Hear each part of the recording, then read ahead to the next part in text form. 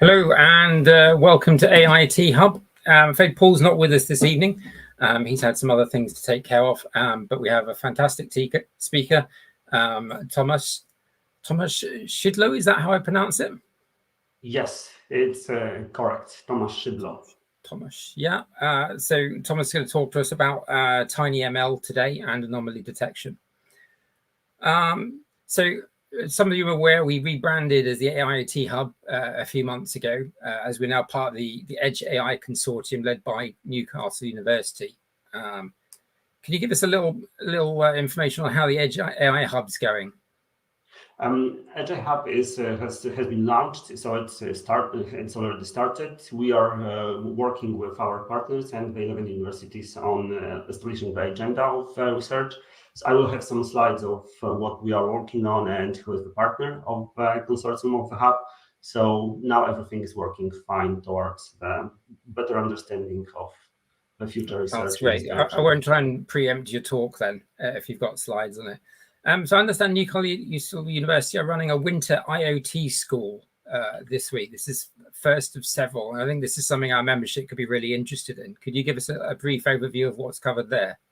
Yes, the proper name of it, what we have come up with is the Winter Edge AI School for our students, because we think that it's a quite important area of research, and we would like to go towards our students and show them what we are doing in the hub, what is the problem of TinyML and federated learning and edge computing as well. So we are trying to establish this cooperation between the students and the hub in the school.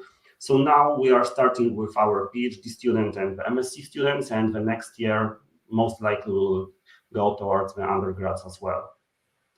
Okay. So is it not open to people outside of the university then?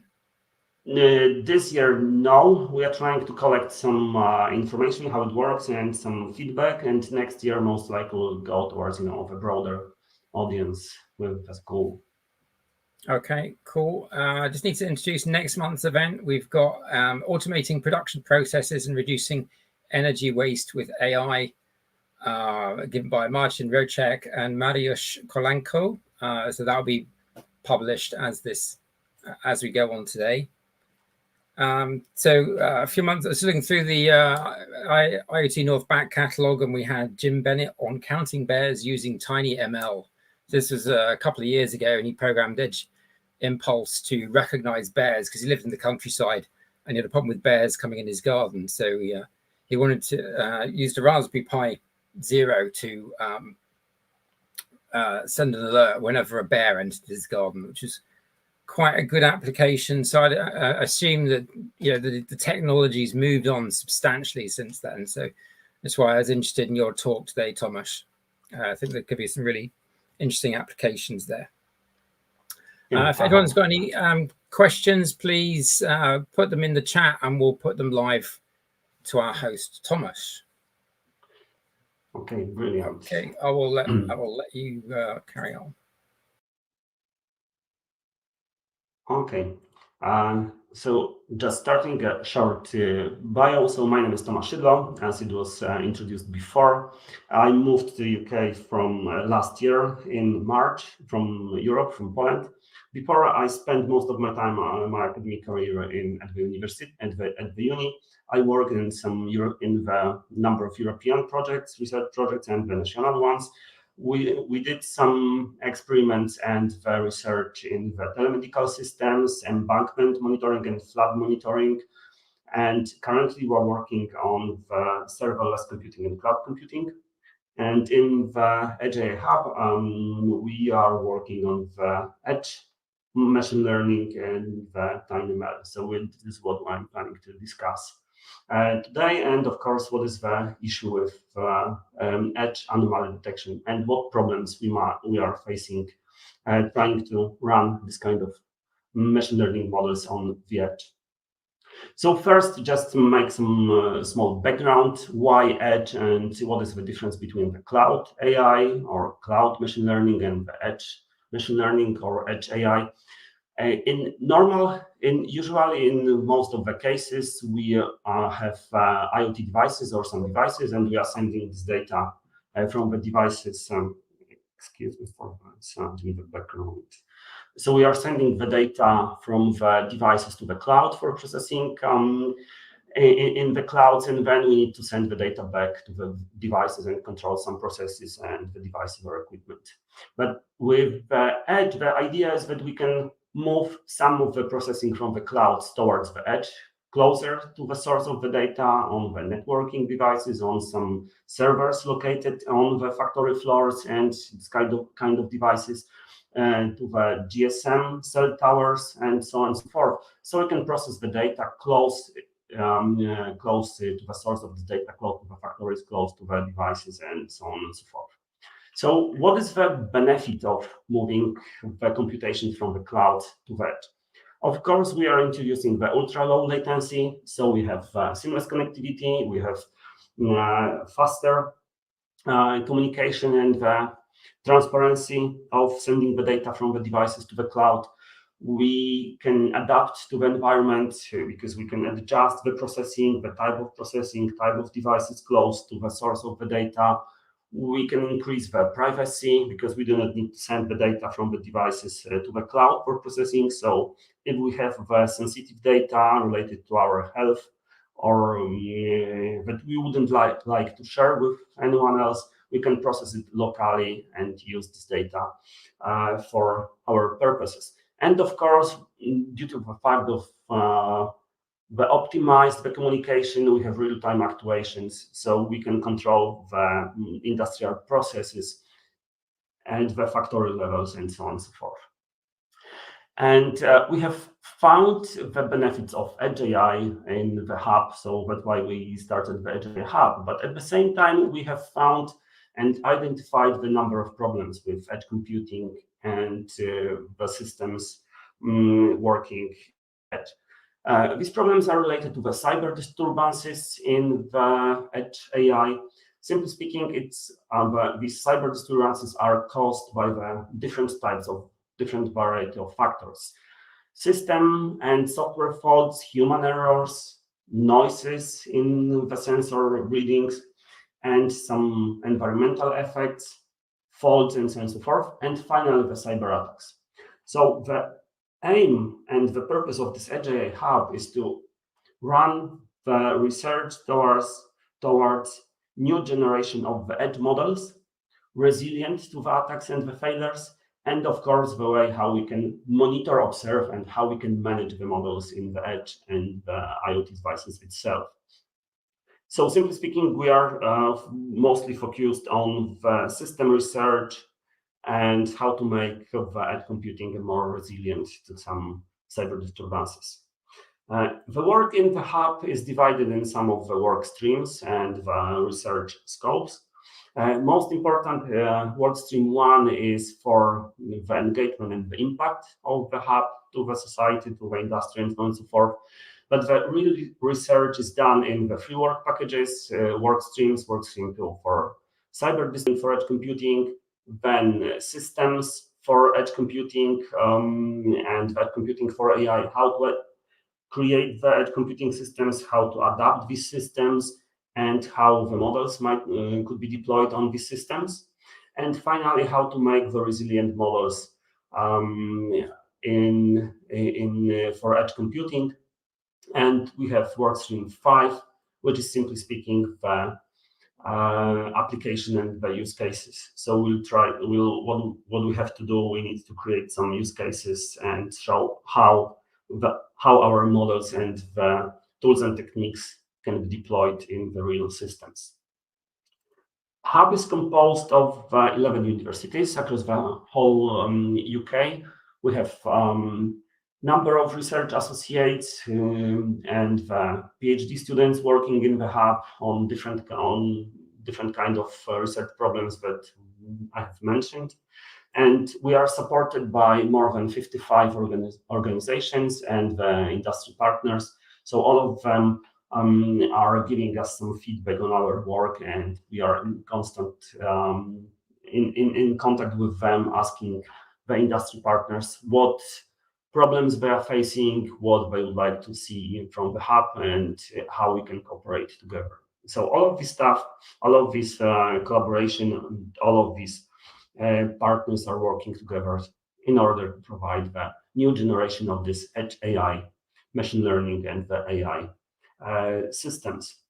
But coming back to the topic of today's presentation, edge anomaly detection, I would like to start with the anomaly detection. What is the purpose of it? What is the problems? But it will not be the full lecture about it. I will only like to show some examples of anomaly detection systems, and then I would like to go to the edge and emphasize the edge in this edge anomaly detection systems and what problems we have, what we are facing, and how we can improve these systems, and what the hub is doing in this direction. Of course, the first question is for this presentation and this lecture, what is anomaly detection? So, of course, I asked ChatGPT of the definition of anomaly detection just to show that what we are talking about. And anomaly detection is defined more or less as the process of identifying the data points, event, or patterns in the dataset that deviate significantly from expected behavior or norm. So, simply speaking, all of the situations that are different than the normal behavior of a system should be treated as the anomaly detection. And I think that this definition is enough for our presentation today. I will show some aspects of this anomaly detection, how we can get the data for anomaly detection, and how we can process this data. So simply speaking, what is quite interesting and important here is the different ways of different anomaly detection algorithms. On the left-hand side, we have the typical ML problem called classification. So we have some data points, and we need to classify these data points to different classes. If we have some significant amount of data regarding the systems working in a good condition and working badly in a bad condition, we can try to classify the input data to the normal or abnormal state of the system, or normal or abnormal behavior of the system. So this kind of problem is the classification problem. But the requirement is that we have a data set for good and bad systems. On the other hand, on the right-hand side, we have anomaly detection algorithms, where it's most typical situation, where we have only the good behavior of the system. So we haven't faced before some anomalies in the system. We haven't faced the failures. So we have only the normal state of the systems, and all of the points that are quite far from the normal behavior of a system are treated as the anomaly. So both algorithms might be used for anomaly detection. We need to pick the proper algorithms for the proper problem, depending on the system, devices that you would like to apply the anomaly detection systems and anomaly detection algorithms. And of course, applications of the anomaly detection might be quite broad. We can include, it might include the healthcare. So any issues related to the, the health of the patient might be treated as anomaly. So any disturbances, any changes in the normal behavior, it might be treated as anomaly, which should be informed, which should be sent, to the hospital in order to start some actions and to restore, good health of the patient. The same it might be applied to the industry 4.0. So the current industry systems where we have some equipments, some machines, some robots in the factories equipped with number of sensors, and based on the data from these sensors, we can predict some failures, and you can plan some maintenance actions before the failures appears in the future, causing some stops and gaps in the productions on the factory lines. Of course, we can apply for smart homes, smart cameras, transportation, and agriculture. So all of the systems that we need to figure out some anomaly behaviors are treated as the anomaly applications and anomaly detection kind of systems. So one of the main and quite interesting applications is the device maintenance and monitoring. For example, we can see here on the slides the monitoring of some edge computer systems and some servers deployed in, for example, in the basement, running all of the shops, factory, robots, and so on and so forth. And for example, when we might have some cooling systems like the fans, which due to the dust might be not as efficient as they should be. So having some anomaly detection algorithms, we can try to at least be informed that something is going wrong with fans, because they might get some vibrations and so on and so forth. So it might be the symptoms for the future failures. But of course, in order to apply the edge anomaly detection, we need to collect the data from the system. We need to put some sensors inside the devices, and we need to collect this data. And based on this data, we can say, is it the normal or abnormal behavior of the system? As an example, let's say that let's assume that we have a 3D printer, and we would like to analyze what is the abnormal behavior of the 3D printer. So of course we have we know that these 3D printers are printing some object for a quite long time. So we would like to start printing process. We would like to leave it for a few days just to print some quite efficient, some complex models and of different sizes and so on and so forth. But during the printing process, the 3D printer might get some failures. It might be broke. It might be broke during the printing process and so on and so forth. So it would be nice to collect the information and the data regarding the printing process, how it behaves and so on and so forth. And in the case of any anomaly detected during the printing process, we would like to be informed of this fact. So let's analyze that typical 3D printer just to show what kind of data we might get from the printer and how we can run the algorithms on this kind of data. So in this case, we had in the lab, we had the 3D printer. It's a delta printer type. So we have some screws in the three pillars of the printer, and there are some hexagonal connections to the printing head. You will see this printer in action in a second. So we have a 3D printer, we have electronics to control the printing head and control the whole 3D printer. And on top of it, we'll have some IoT devices to collect the data from the printer, and we'll discuss it a bit more later. So in our case of this 3D printer, we have two different sources of information. One from the electronics deployed in the 3D printer for controlling the process. In this case, it's a duet web control interface. We'll discuss it a bit more about it on the next slide. And we have applied the Fog Devices platform, some external components for collecting the data from some accelerometers deployed in the printer. We'll discuss it a bit more later. So regarding the duet web control, so we have all of the information from this electronics controlling the 3D printer regarding the temperature of a printing bed, temperature of printing head, some position XYZ of printing head, and so on and so forth.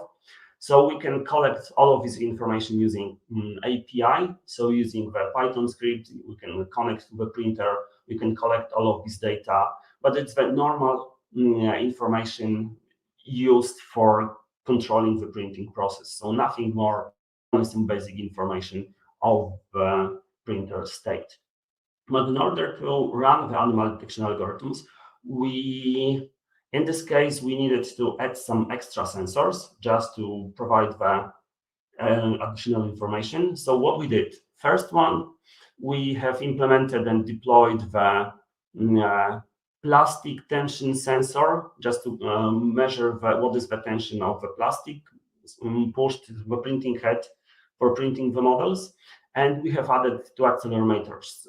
One accelerometer has been deployed on the printing head, and the second one has been deployed on the printing bed. So having all of these informations, we did sensor fusion, and we have collected all of the data from the 3D printer. So from electronics controlling the 3D printer, plus from the external sensors that we have deployed to a printer. Then we tried to, during the printing process, we had two different models. First one, the 5 towers with some base. You can see on the left, and some 5 towers without the rectangular base for these towers. So two different models we have used for the printing and for collecting the data. Then during the printing process, we have introduced some failures just to see how the printer behaves facing some failures and the problems during the printing process, and how we can observe and how would it be reflected in the monitoring data collected from the printer. So during the printing process, we have removed some part of printing, some of the objects. Then we just removed the plastic from the container behind the printer. Then we just put some dust on the printing bed, so the whole object just unsticked during the printing process. Then we have modified the different parameters of the printing process. Finally, we have removed some bowden that kept the plastic pushed to the printing head. And finally, we have removed one of the arm from the printing head. During the printing process, we did all of these experiments and collected all of the data. So how it worked, I will show you. It was done in the previous lab that I led. I will show you the printer. So this was the printer with some external component for collecting the data from the sensors, and you'll see how this printer works and what we did. And I will show you some data out from the sensors and what we did, what we can do next. So we had this printer, so now it's working quite fine without any problems. So some base of the printing, it's called draft, has been printed without any problems, disturbances, nothing. But after a while, and what you can see, we have some sensors and the external device connected to the printer for collecting the data from the sensors. And after a while, I'm not going to discuss the whole video, it's on the YouTube channel, but only some, after a few minutes of printing, of course, you can see that during the printing process, the final object is not smooth as it should, and during the movement of the printing head, you see some movements of the bed because the head just touched some parts of the printing process. So you can see on this water level that it's not smooth. You see there are some glitches during the printing. And what we did, we deployed a very simple machine learning algorithm just to assess the information regarding some anomaly, some metric regarding the anomaly discovered during the printing process. And whenever the screen moved red, it simply means that some anomalies has been detected. And of course, during the normal process, during the printing draft, it was green. But during the movement of the printing head and when the head faced some problems, the screen changed to red. And of course, during the short pause during the printing process, the screen went to green because there were no any detections and problems detected during the printing process. And once again, after restarting the process, you'll see that the screen will become orange and red after some glitches. So more or less, this is the idea how the anomaly detection might work in the normal system. So you need to take the system, you need to enrich the device or the industrial machine with some additional sensors. You need to collect this information and you need to run some anomaly detection algorithms to to discover some anomalies in the behavior of the system. Then what we did, of course, based on the symptoms from the sensors, we might come up with idea what kind of failures it might be and what is the explanation. So how to solve the problem, what we can replace, and what we can do based on the symptoms and how we can prepare for some maintenance actions. So we did some experiments for a 3D printer. We did some rule-based system for it, and we had some examples and the proof of concept that it really might work. Then, based on the data taken from the sensors, we can predict some failures, symptoms, and what we can do with it. So, for example, in this case, when this Bowden tube fall out of plastic extruder, we see that the tension of the plastic went down below the threshold, simply meaning that some failures occurred. So this is simply how the anomaly detection might work in the Industry 4.0. So we need to collect the data, we need to find some interesting points, giving the information that some anomaly has occurred. The same we have with this arm failure during the printing process. So we have calculated the angle between the printing head and the printing bed. And after applying some threshold, when the arm just failed, we see a huge difference in the angle between the printing head and the bed, meaning that some anomaly has been detected. So at the end of this process, we collected the data from the electronic of a 3D printer plus from the additional sensors. So we have created the data set for normal and abnormal situation and so on and so forth. So having this data set in normal circumstances, you could just train the ML model for the anomaly detection. You could deploy this model on this 3D printer and it should work as it's supposed to do as an edge, as an anomaly detector for the industrial machine. But where is the problem? Why it's not so easy, and where we have found some issues that we need to solve deploying such kind of systems in the future. So now we are going to the edge, and what is the problem and why we had problems during our experiments. First of all, edge computing is not, let's say, single approach for doing the processing, because we have different type of edges.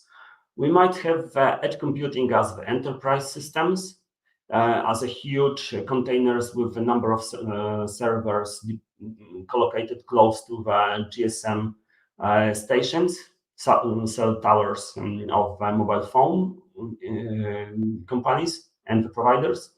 We might have edge computing on the factory levels, the whole racks with the servers and so on and so forth. And finally, we might have the embedded systems like the Raspberry Pis for processing the data. And during our presentation today, I would like to focus on the small embedded ones, like Raspberry Pis and the small microcomputers. So in this case, the problem is quite complex because in the cloud computing, we have terabytes of data, we have large neural networks models, and the almost unlimited processing capabilities. But on the edge, for the small microcontrollers and microprocessors, we have completely different situation. First of all, we have small sensors, we have very small MCUs, microcontrollers like Raspberry Pi Zeros, or we might have a more specialized Arduinos, but without Linux operating system. And then finally, we might have Raspberry Pis with the Linux and some Nanos, or even the small clusters for processing the data. In our case, for this presentation, the most attractive, the target is the small microcontrollers with real-time operating systems. And of course, in this case, we can't run the fully fledged neural networks on these devices, but we can run the very small, tiny ML models to process the data. And this is what we would like to discuss today. Of course, we do not have, in this case, we do not have broadband connectivity. We have some small low power networks like LoRaWAN connectivity, or for example, narrowband IoT, or for example, just Bluetooth connectivity between the devices and the edge computing systems, or the way of, for example, gateways like the mobile phones for sending the data to the cloud.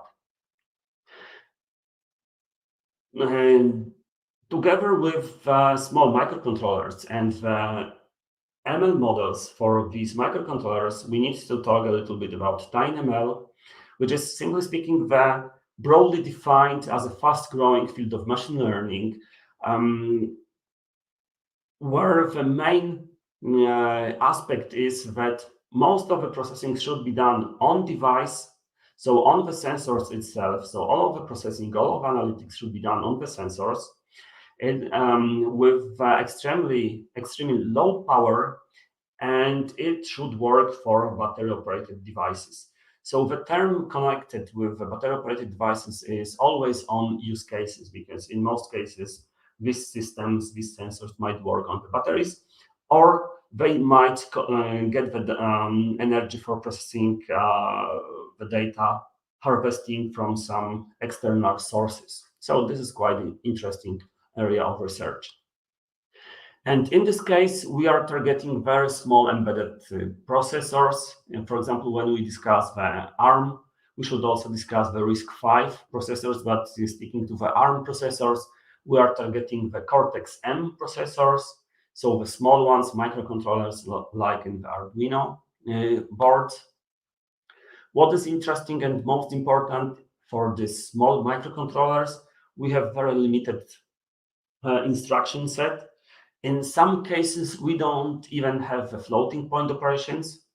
Of course, it doesn't mean that we can't make the floating point operations. We can, but we need to do it in the software. So it simply means that it consumes the memory of the device and it consumes the power.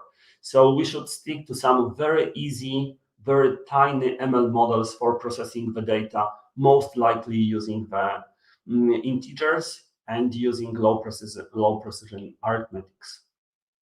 As an example of such devices, we can see here. So, for example, on the small Arduino board with Cortex-M processor, which has 1 megabyte of flash memory for program and the firmware, and 256 kilobytes of RAM for storing the temporal data during the processing. The Bluetooth mesh, Bluetooth 5 connectivity, and .15.4 low power mesh connectivity between the boards. So small processors, small controllers. And this board presented here is Arduino Nano with different kind of sensors like accelerometers, some LED diodes, and so on and so forth. This kind of processors you can, for example, find in some, in this case, Samsung Smart Tag, where you can put, with the keys, and you can use them for finding the keys and so on and so forth. So all of these devices are quite small, battery operated, and energy efficient. And the problem is how to deploy the models on these devices and how we can use these models for processing the data.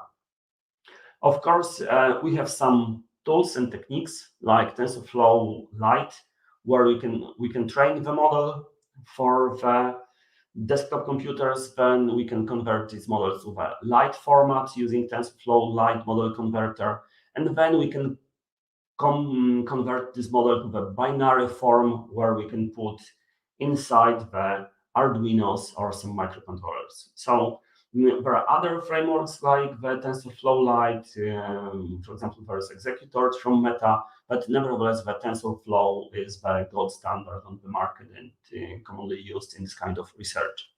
Of course, there are some techniques for doing this optimization of the neural networks. for microcontrollers, so we can make quantization, so we can reduce the precision of arithmetics from floating points to the integers operations, and we can remove some connection between the neurons in the network, making these networks a sparse network, and some power and processing efficient, and deploy before deploying it on the microcontrollers.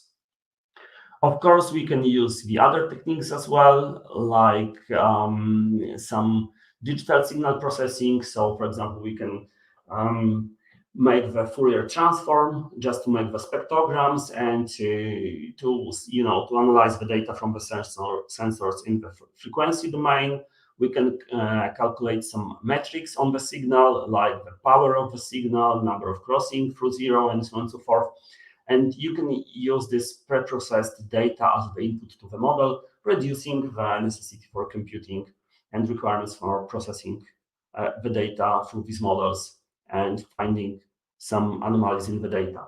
And of course, all of the classification problems, all of the models for anomaly detection might be deployed and used the technique presented here for updating and optimizing these models. But where's the real problem with this system? The real problem is that in most of the research papers and in most of the applications, usually the full memory is used for the model, for classification or the anomaly detection or whatever kind of applications we would like to have. But here in this example, we did some experiments for classifying different types of movements like idle, circle, snake, and vertical. So we had a device. We did some experiments using this device and some movements. So all of the movements in different than these four presented here were treated as an anomaly. So it was anomaly detection kind of application. So it was classification, but any movement different from the ones presented here was treated as anomaly. But then we had this device. It was Nordic Semiconductor Thingy 91 with the SIM card inside and the narrowband IoT connectivity to the cloud part for notifying the cloud part, cloud services that some anomalies has been detected and so on and so forth. What we have discovered? We have discovered that the firmware size of the device. So what we have discovered, in this case, we had 1 megabyte of flash memory for keeping the whole firmware. But because we wanted to have capability of updating the firmware on the device, we could use only half of the memory. And out of the 500 kilobytes for storing the firmware for this device, almost 300 has been used by the operating system for this device. So simply speaking, the ML model for classifying this 3D movement patterns and the anomaly detection had to be more or less 25 kilobytes of memory. So it simply means that in most of the industrial applications where we would like to have the smart sensors deployed in some hard to reach places, and you would like to collect the data from these sensors, we need to save a lot of space in the memory of this device for the communication protocols, for the operating system, and the whole application. The ML model should be very, very small and tiny, so it makes a great complexity in running these models.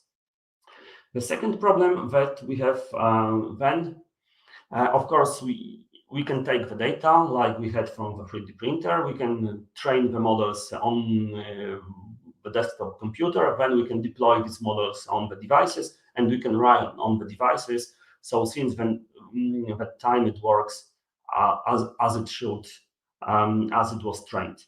But the problem is that in real life, it's not as easy as we would like it to be, because we are facing the problem which is called data drift. So simply speaking, when we deploy the sensor on the device, over the time, the statistical distribution of the data coming from the sensors might change. This is due to the all learning of the components, some noises in the backgrounds or some external circumstances that might appear around the device that you would like to monitor. And of course, every time when we take out the sensor from the machine and we deploy it once again, the statistical distribution of the data coming from the sensor is a bit different.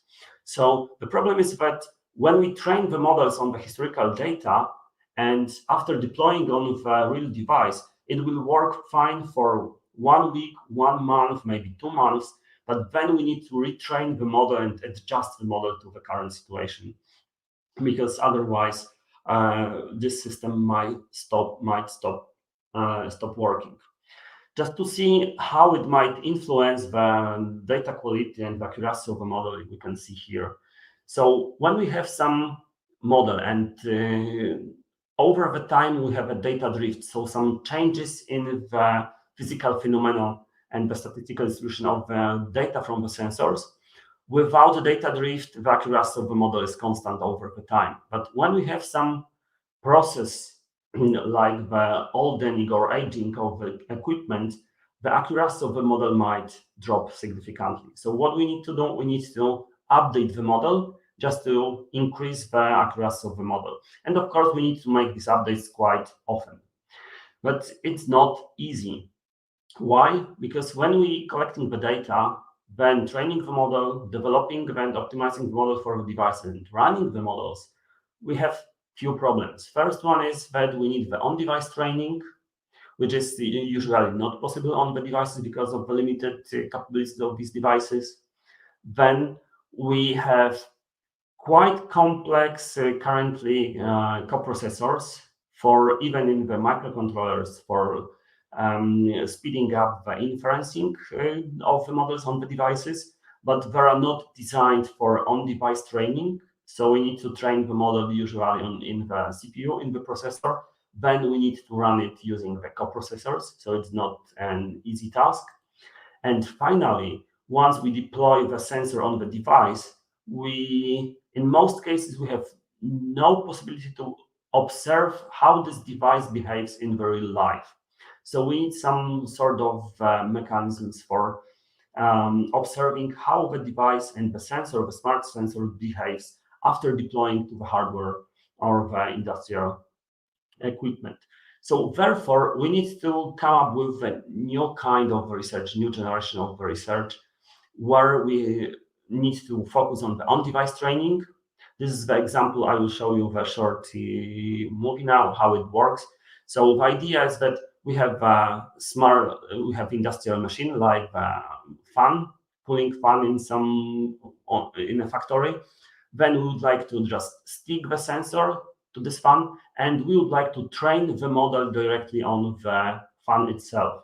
So we would like to have, this generic type of sensors that we can put on different equipment on the factory levels. Then we would like to retrain the models on the devices, on the sensors itself, and then observe how, and then we should wait for anomalies to be detected and informed the central part, some collector that some anomalies has been detected. So as a short demo in this case, so this is the small fan on my desk. It's USB fan. This is the console from the smart sensor based on the Arduino Nano that we have seen before. So now so the fan is working now on one of the speeds. I'm sticking the Patafix on the fan, and then I'm sticking the sensor. Then, as you can see in the console, I'm initiating the learning process because it's some short distance sensor, time of flight sensor on this board, so I can wave the hand over the sensors, initiating the learning process. So after running the learning process, the model on this device trains the behavior of the fan in the normal condition. And you will see some score. Value close to 1 means it's 1.16, 1.16. It means that close to 1 is the normal operation. On the sensor, you can see even the small LED. Now it's not working, but when I put some obstacle in the outflow of the fan, you'll see the blinking LED and the anomaly score goes high. When I remove the obstacle with a normal airflow, we have score close to 1. And once again, after putting some obstacle, this value goes quite high. Now I'm putting some piece of paper, to the blades of the fan. And as you can see, this score goes over 1000, meaning that some anomalies has been detected. So this is the future type of new generation type of algorithms for the anomaly detection with on-device training.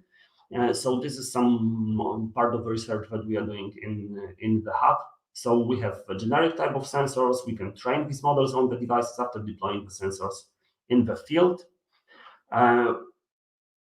It's quite interesting because now we even have the accelerometers, like for example, STMicroelectronics is developing the accelerometers together with some small processing units inside, so we can run these models and on-device training on the accelerometers itself. So it will decrease the size of the components, the size of the smart sensors, and the energy efficiency of it. And of course, we need new generation of TinyML frameworks with offline learning, on-device training, and some pre-processing of the data. Then, going to the end of the presentation, we need new kind of tools and techniques for observability that allow us and enable observability of ML models on the devices. We would like to have some answers to the questions: what input data cost the highest anomaly score in the last 5 minutes? Or, for example, what is the ML model input data distribution, just for analyzing it by the domain experts and observing what caused the anomalies in the system. Because otherwise, we have only information that, okay, anomaly appeared, but we have no idea what was the reason of this anomaly. So we need this kind of new compression algorithms for the ML model observability on the edge. Then, of course, we need some compression algorithms here as well. So we would like to store most of the data on the devices, and we would like to inform the central part that something is going wrong. And in the case where we need to make the deep inside analysis of the data, we should ask the device, okay, so let's send to the cloud the raw data for the further analysis. So this kind of algorithms and the protocol between the devices and the central part of the processing is needed. And finally, we need to emphasize and leverage the mesh networks of these small devices. So we would like to have, for example, distributed sensors deployed in different fans or the pumps or the industrial machines in the factories. And we would like these sensors to cooperate together, sharing the information, what is good and what is bad behavior of the system. So in the case of the USB fan, I trained the model on this particular fan, but having, for example, 5 of this kind of fans in the factory, I would like these sensors to share the information between themselves, just to inform and make the collect all of the information together. Prevent the chances. I will get back to the question from Dick Wallace at the end, because I would like to sum up this presentation. I will get back to the questions. So just to sum up, the edge anomaly detection is quite important. It's possible due to the number of IoT devices and the advancements in the electronics. So it's a way to go. We are observing these changes. We are observing also the accelerators for the neural network models, even in the small devices. So Raspberry Pi Zero has some components for it. This Nordic Semiconductor in Arduino has some components for it, and so on and so forth. So all of these components are needed for the edge anomaly detection, but we need to come up with a new kind of algorithms well optimized for this kind of devices to make it really, really smart. And of course, there are plenty of emerging research challenges that we are facing and we are trying to tackle in the hub. Of course, it's on-device training. As you have seen some proof of concept, we need to support the new generation of the hardware. So we would like to have our models be generic enough that even if we have a new kind of hardware, we could just port these models to the new hardware. And of course, we need to work on the deployment and management problems of the devices and the models, because we would like to observe how the model behaves. We would like to be informed that the model is not longer accurate in the settings in the smart sensor that it's deployed. And we would like to have the mechanisms for updating the models on the fly on the devices when needed. I hope that I managed to be on time, so we have 10 minutes for the questions. That's great, Thomas. Thanks. First up, if you got any questions, of course, please put them in the chat. We can ask them live. Dick says, can you incorporate risk assessment in your model, e.g., to predict the chances of a component failure in a sensitive 3D printed medtech instrument affecting patient survival, e.g., new heart, lung, etc.? And answering to this question, I think that the problem is, multidimensional. One dimension is the new kind of algorithms for the risk assessment. So the advancements in the ML models and the risk assessment. And the second one is the system research for running these models on the sensors. So, of course, having the work done in the interdisciplinary teams working on the risk assessment of the medical instruments and coming up with some ML models is fine, we can do it. But at the same time, we need to run these models on the small devices. So, for example, on the medical equipment worn by the patient. So, yes, we can do it, but it's a two different kind of research. How to train the model, how to come up with the new models, and what kind of new ML models might be needed for it, and how to run these models on the devices. And in the TinyML domain, we need to go in both directions. So we can't take the full-fledged ML models from the clouds and move it to microcontrollers. We need to work together closely. How to run these models and how to make the advancements to the models. So simply speaking, yes, we can incorporate the risk assessment. The long version is it's difficult. Fantastic. I had a couple of questions. So I've used Edge Impulse for training like image recognition models, sound recognition models, but you're talking about training movement models, idle, circle, snake, that kind of thing. What sort of training packages do you use for that? All of the examples that I showed during the presentation was from FogML set of tools.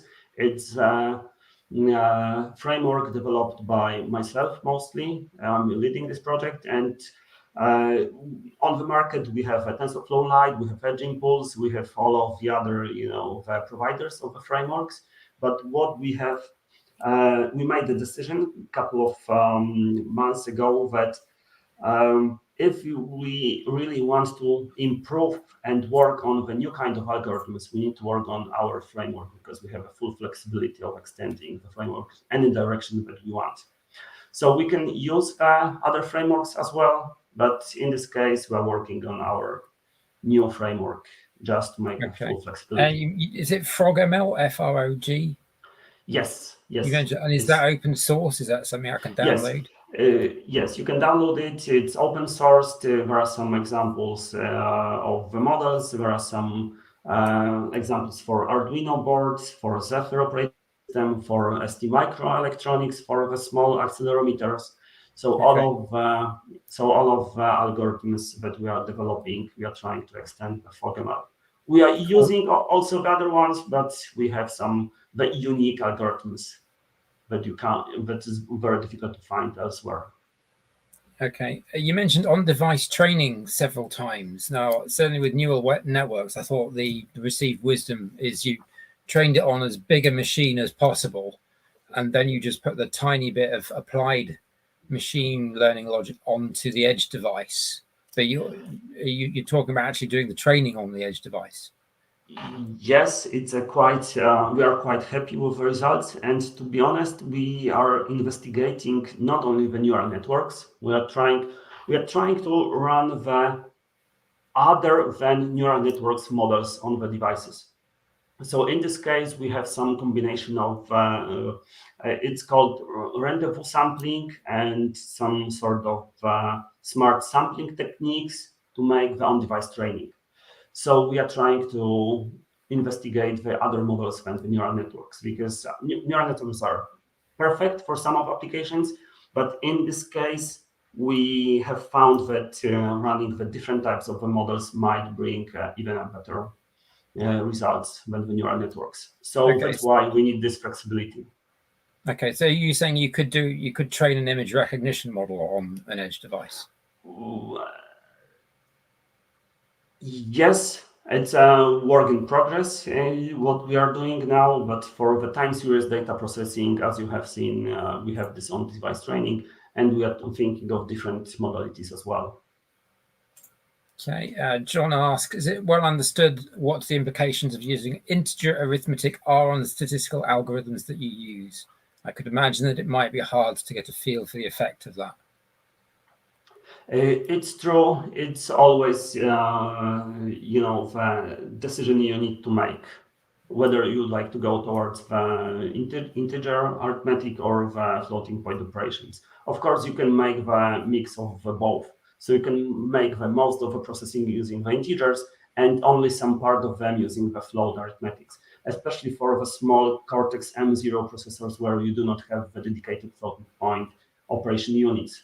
So it's always, the decision that you need to make, whether you are happy with the integer processing, or maybe some parts should be computed using the floating points. So yes, and the statistical algorithms, it's not always you can also think of some statistical algorithms using the integer arithmetics. It's doable, but you need to wisely pick the algorithms. Thanks for that question, John. Excellent. Okay, if there's any final questions.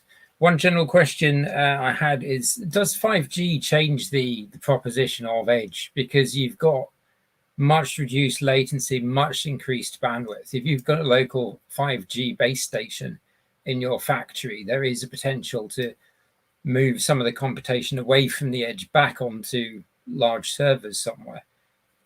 Is it changing things, do you think? Yes, for sure, because you have the transmission times quite short. It's one thing, and you can deploy 5G base stations in, for example, factories, of course, but even in the mines. So underground, you can deploy the 5G stations and so on and so forth. So you can process all of the data, a huge amount of data from the sensors, even in some far-reach places. So yes, 5G makes a huge difference for the TinyML and edge computing, and it's a way to go. Of course, in the labs, in the research, it's now the discussion about 6G, 7G, and so on and so forth. But yes, definitely the improvement in the communication changes a lot, for sure. Fantastic. Right, so we don't have any further questions, so it just means to say thank you very much, Thomas, for your excellent presentation. Sounds like fascinating research. I hope we can hear more from you at some point. Thank you. And also to say next month we've got automating production processes and reducing energy waste with AI. So that's now published and you can sign up for that on the meetup. Thank you. See you. And I'm just going to find the right video to play. Sorry. Okay.